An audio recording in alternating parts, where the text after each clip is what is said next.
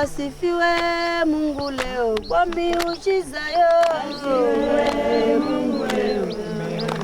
Yo tuombe yo tuombe na kikundi yo tuombe kazi yetu na iwaja yo tuombe yo na iwaja. Once a week, these women come together to work in the field. They've all got one thing in common. Kuishisikia, manake ukishaenda mpori tu, unasikia saa vile nywele zinatoka kukichwa. Manake unajua kama pale adui tu iko pembeni yako wa kukamata. Nasema samwa tena hapa tena njoo kunidanganyiwaka hapa wakinikamatia hapa. Manake tena nikishapita hapa tena watanikamata. Njoo mtu anasikia boga sasa ya kwenda saa mshamba. 48 women are raped in eastern Congo every hour. Hana ya wanawake ya huku kwetu Kongo, si huku tunateseka sana. Wanaume wamekufa kwa wingi. Wengine wanamke tumebakwa sana huku kwetu. Maisha imekuwa nguvu sana, tumelemelewa. But one woman is changing their lives for the better. Karabutaka. Mbona mmepanda hapo mlikuwa hapa chini? Her name is Massacre.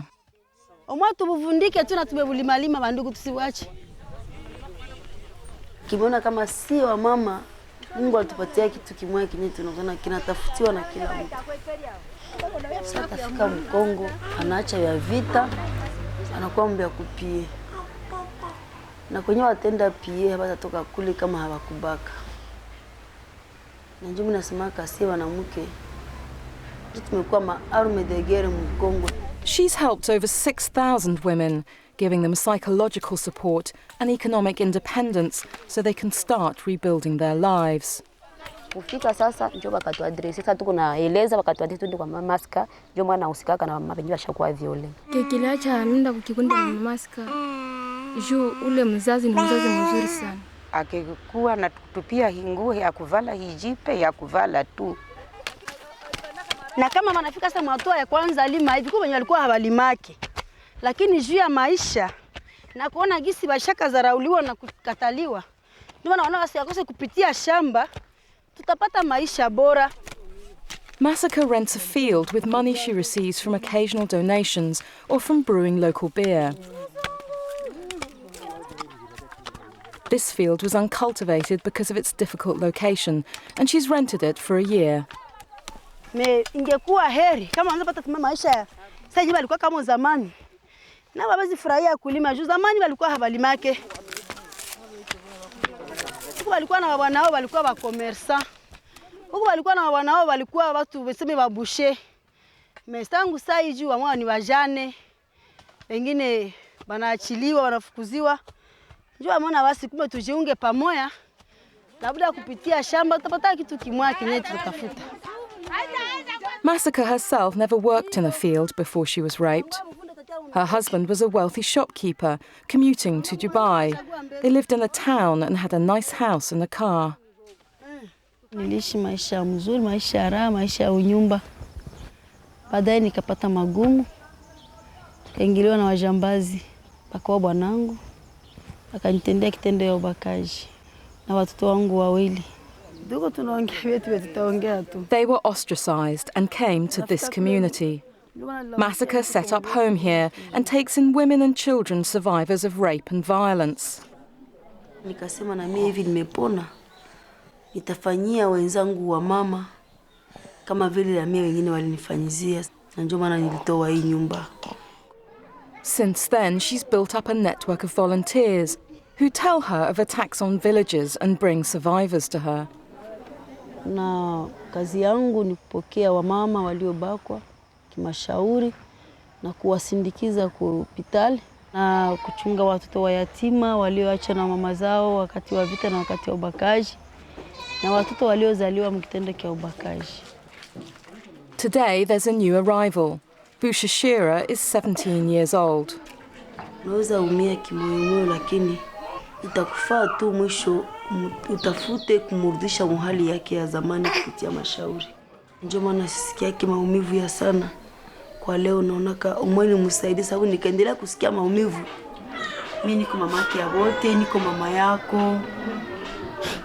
So naona hapa kwa msikawa mingi. So alikuwa aniita mama. Na kazi yangu ni ya kusikiliza wamama, wadada, watoto. Bushashira went to work in the fields with a group of girls. All 5 of them were raped. Pale kwenye huko hautakufa tena kitu. Hivi wao kukufa kule kwenye wenzako walibakia. Hautakufa tena kitu. Sikia nikwambie, simama kwanza. Usilie. Sikia kwanza, nione kwanza kisi niko naongea na wewe. Bushashira. Sasa niko nakuona unalia, usiku unalia tena ukacha mawazo tulie sio tena mimi nilie. Masaka will take Bushashira to hospital later. This is now her home. She doesn't know if her family will ever take her back. Nilikuwa nawaza vile wamenaribisha usichana wangu. Wakipali tena siku mtu mzima. Masaka was 27 years old when her husband was murdered and she, with her 2 daughters, were raped. While it led her to help many women and children, she's paid a high price. Tangu wakati nianze hii kazi, nimekwisha patikana na kitendo cha ubakaji mara 3, nikipigwa, nikinyanyaswa ovyo na hata karibu ya kufa.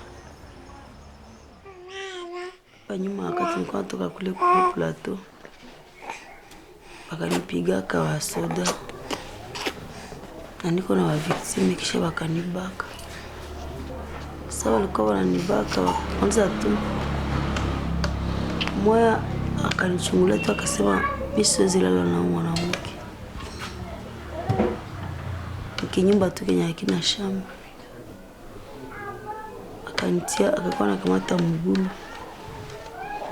Ndio anakuwa anaingiza mvuchi yangu. Kiasi alimaliza akakamata mate ya mingi akanitemea. Sasa nifika hapa nikasema kwa sema nijiue. Ile yote ni mawazo yanaingia mimi sasa mimi nakutana. Nakuwa vizito kwangu. Rita. Masaka's 2 daughters, Rachel and Yvette, were teenagers when they too were raped by the same armed men who attacked their mother and murdered their father. Their relatives threw them out with nothing.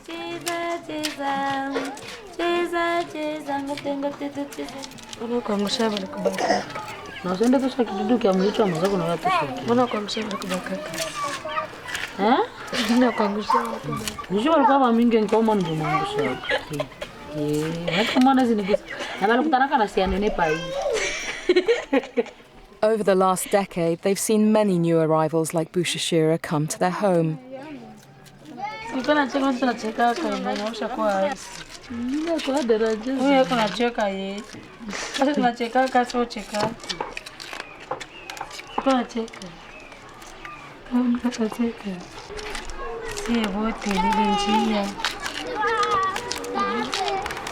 Nasema tajua na kujua na kifuna kinakatala. Nilikuwa shida mtu mwana.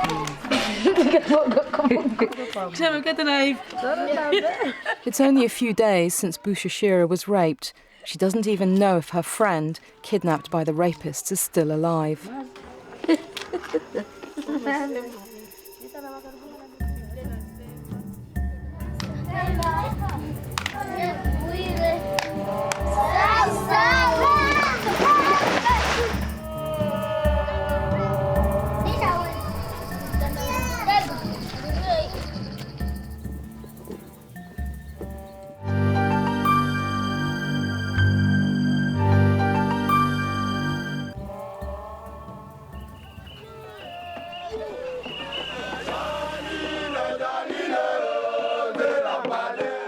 The war in Congo was officially over many years ago, but there are still many active militia groups.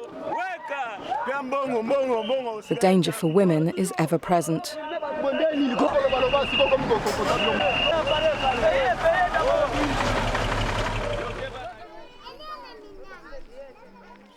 Women and children are arriving all the time.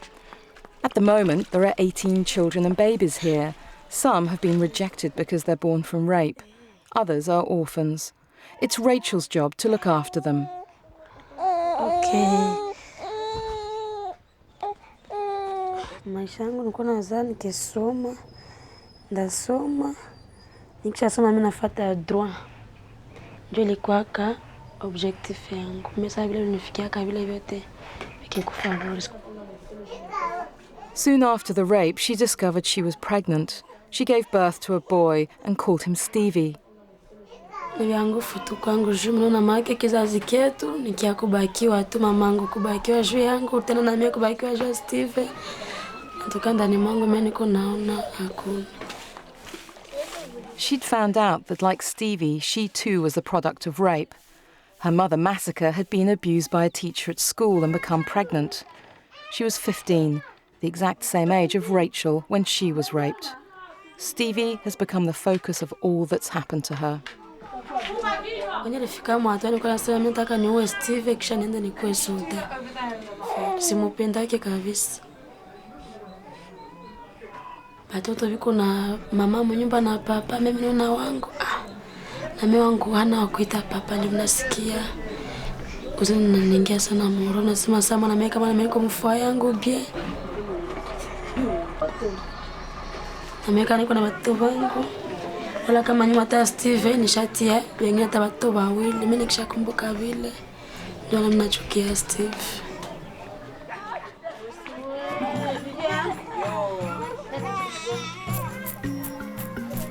Stevie's one of many children here conceived through rape. Their mothers see them as a constant reminder of what happened.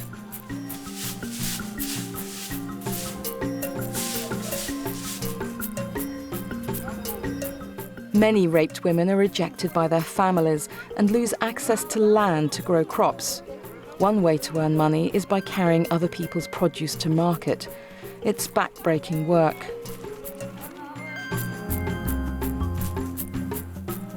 Massacre's walked nearly an hour to come and buy seeds for the field. It's planting season, and her group of 170 women will soon start to sow them.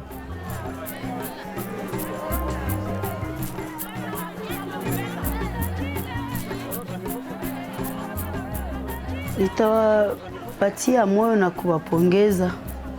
Na kuwaambia kama kupitia hii mbegu tunaweza kuendelesha maisha yetu ya kesho. Ilikuwa kenda ya 10 njoo haikuenea dada. Wenda wakati taota mzuri na komala mzuri na njale itakuwa imepunguka ndani ya manyumba zao. Ataweza kufikia lengo ya maisha yetu kutafuta vituko tunapata kama Mungu anasaidia.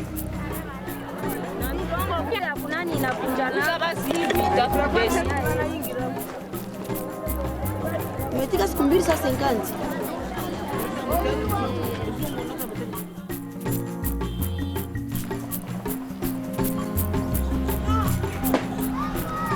When Massacre gets home, she finds her grandson Stevie's very upset.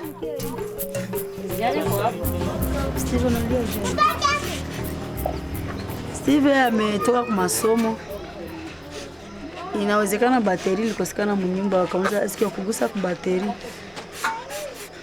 Kama alikatala mimi na sijui njoo. Steve amekuwa amesirika ndio mamake amemtombokea.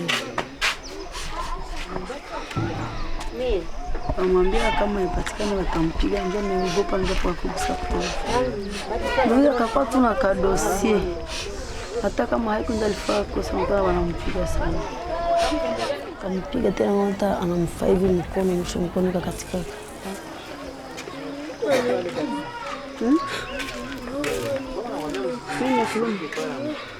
Nini? Na hii kazi ya ushauri yenye niko nayo kwa mama wenzangu ni tabu. Na ni shida kama mtu hana hekima unakutana ni majaribu ya kukaza.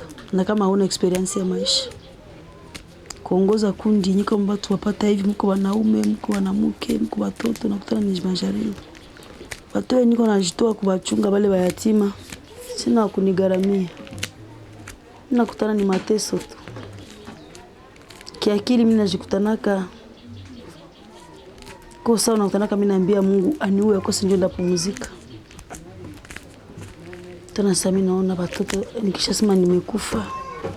Aba msika wangu nao wanasemaka wapendi wale watoto wenyewe walizaliwa kama ile tendo ya ubakaji. Kazi ya leo tutapanda maharagi na mindi. Tumeteseka muda mrefu, tulikuwa na mahitaji ya shamba na tumeona ile mbegu. Tukilima shamba kama hatutie mbegu hataweza kugaramia wamama na watoto waliozaliwa kupitia kitendo cha ubakaji na magumu mbalimbali wajane. Aliyoitenda yote ilikuwa ni kwa imani. Nasi tunapanda shamba hii, Mungu tunajua mwenyewe utazidisha na utachunga. Mazao ya mimea Mungu tunajua siku moja utakula malimbuko. Ndani ya kanisa walio wako watashuhudia na wataamini. Wema wako wanijaza moyo, nikupe nini? Najua na wengine itawapatia moyo, wanaona kama mtu wengi wanatoshaka kitumaini akishabakiwa wala kubakia mjane, hata waweza na kujitumikia, anaweza kama maisha yake yameharibika. Lakini tunapenda watu wote wajue kama kupata magumu haiko ndio mwisho ya maisha. Wema wako watujaza sote, tukupe nini? Nikupe nini? Nikupe nini? Mungu wangu, wema wako wanijaza moyo. Wenye wako na mashamba, shamba inamwekaka sana. Mshamba mtatoka nyumba, mshamba mtatoka chakula, mshamba make maisha mingi uko tukusheferini ya shamba.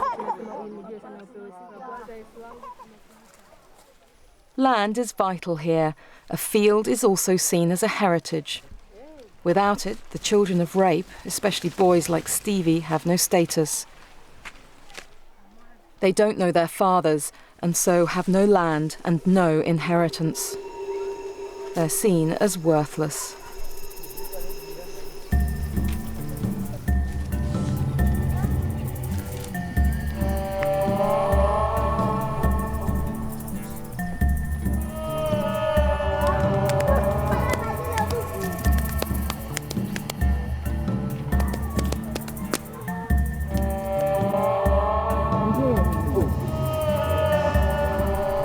4 months have passed.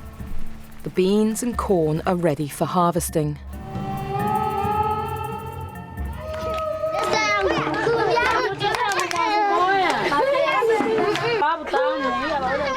Since planting the beans, the centre has received many new arrivals. Massacre must make sure all their details have been recorded. Mwezi wa 3 nilipataka, mwezi wa 4 nilipata 27k, mwezi wa 5 nimepata 35k. Makaa za viole zinaendelea kujiaugmente juu ya nini? Kule kumaho plateau kuko vita. Na sa vita iko bale ba agresseur ba vol me armé banakamataka viol sa gisi arme de guerre. One of the new arrivals is 8-month-old Espoir. When the militia came to his village, they told the mothers to throw their babies in the mortars and pound them to death like vegetables. When Espoir's mother refused, they killed her. They threw him out of the hut and set fire to it. Massacre found him with a broken arm.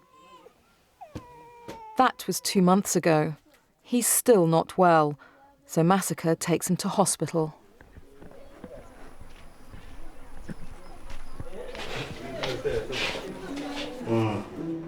The doctor has diagnosed Espoir is suffering from malnutrition and he's seriously ill. Massacre will need to stay and look after him.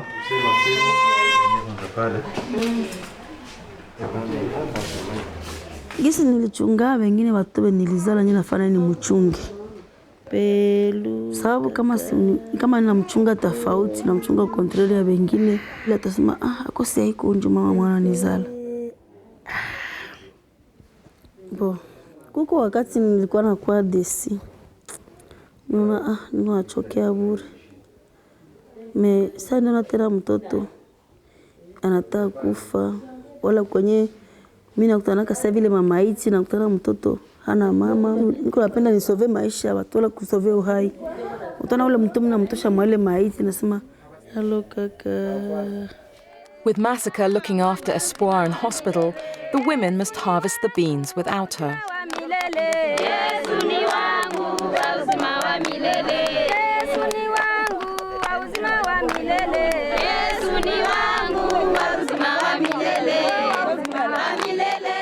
Sikia kuvuna na kwa fujo na kwa karaha moya. Jabu wengine wanaimbaka. Ndio kila mtu anapiganisha aongole mbio mbio, aongole mingi andi kwa logote ile yenyewe haikauke.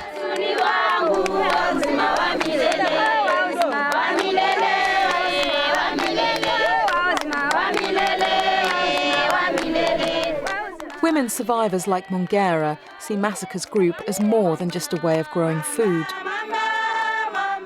Kuna tunganisha na tupatia mashauri.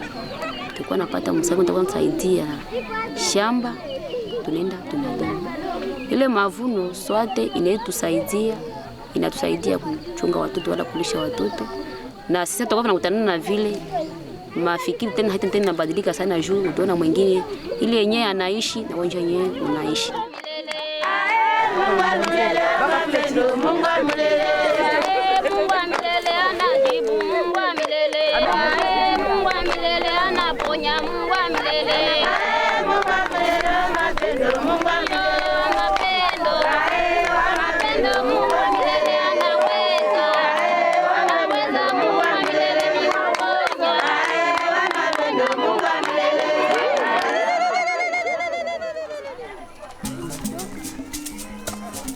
Some of the children pay a surprise visit to Massacre.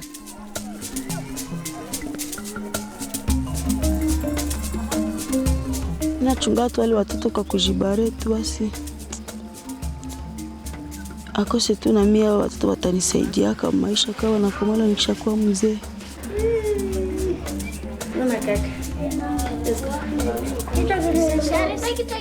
As a Congolese rape survivor, what Massacre is doing is unique.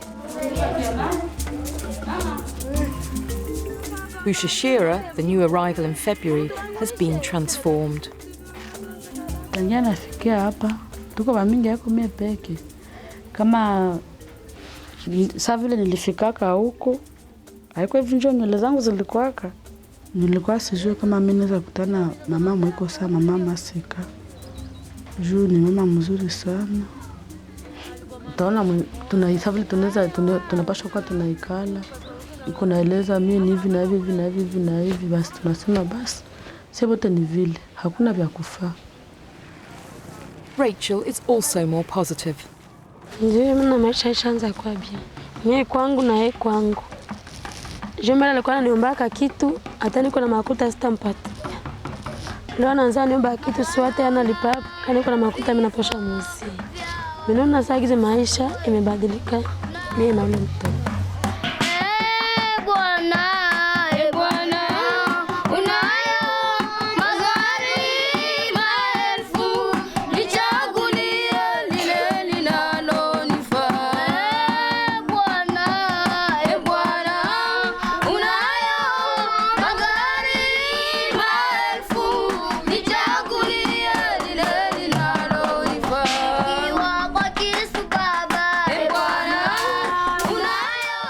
The harvest hasn't yielded as much as the women hoped.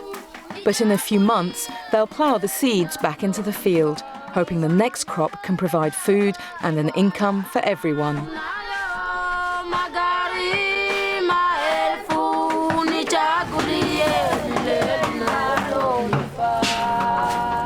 Kama vite naisha kule kumaho plateau, kama hali ya kubaka itaisha, kana mimi siwezi penda iendelee, nizapenda iishe lote. Kesho ile ni association. Huko watoto, huko wa mama, tunaweza endelesha ingine maaktivite. Kulima inaweza isha. Na mimi siwezi gairi leo vita ishe, wala ubakaji ishe lote. Ile